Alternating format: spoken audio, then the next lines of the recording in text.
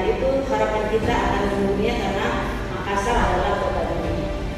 Jadi semangat Ki, sekali lagi sungguh-sungguh Ki. Nanti kita lihat siapa punya yang paling baik, tapi kita pakai.